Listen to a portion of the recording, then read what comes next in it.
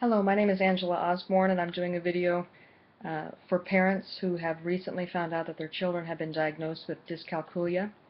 It's very important, I think, as a parent, when you're finding out that your child was just diagnosed with this, that you understand exactly what it means and what it doesn't mean to say that your child does have dyscalculia. It is a very common thing. It's something that the more you know about it, the less likely that you are to feel overwhelmed or afraid of it, really. So to begin, I'll just explain that dyscalculia does affect 3 to 6% of the population. It is a congenital condition. There is no single type of it. It affects people at all different ages. The impact or the effect that you notice in individuals is different from one person to the next. These people who have been diagnosed with dyscalculia are highly intelligent, highly successful. There is no single factor that indicates someone is more likely to have dyscalculia.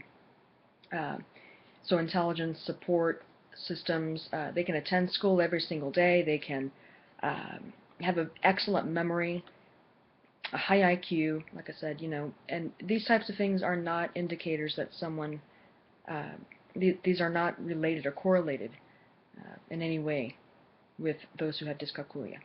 So what it is ultimately is just that they're very bad at learning arithmetic. That's it.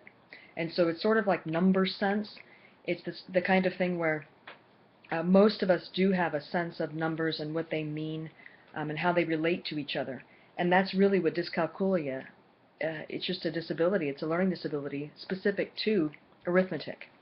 And so some of the different ways that you'll notice, some of the way that it presents itself in dyscalculia is kids will have difficulty recognizing numbers or symbols, things that you and I would know as a plus, a minus, greater than, less than, these types of symbols that indicate and that really show a relationship or indicate the relationship between one number and the next.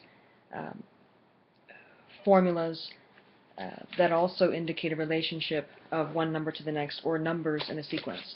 Those types of things are very difficult for those who have a learning disability and dyscalculia. It's difficult for them to interpret and comprehend, really. So it's not just that, but it's also fluidity or flexibility with numbers, visualizing numbers. So most of us do have sort of like a mental number line that we can sort of visualize when you're trying to explain the relationship of one number to the next, or trying to relate a quantity or of something. You've got these mental number lines that you can do as far as time or history, relating one point in time to the next and the distance between the two and what that distance means. Those types of things that are very easy for most folks are difficult for those who are who do have dyscalculia. So other issues that you might notice, symptoms I guess you could say, they have difficulty in estimating, sort of like mental math. Some people will be able to, in their mind, sort of visualize the numbers, visualize what they mean to each other, and that, so if 2 plus 2 equals 4, well then 2 plus 3 must be 1 more than 2 plus 2. That's a relationship that someone without dyscalculia would easily recognize, but someone with dyscalculia may have a very difficult time understanding that concept. And so also patterns in numbers, that's something that's very difficult for them. Spatial relations. So when most of us look at a map and we understand the distance between this and what that means as related to the distance between this and this, those types of relationships or spatial understanding, those types of things are very difficult for them to comprehend. That's all that this is. It's just very simple. It has to do with arithmetic and working with numbers, a sense of numbers, and it does not mean by any means that your child cannot be successful.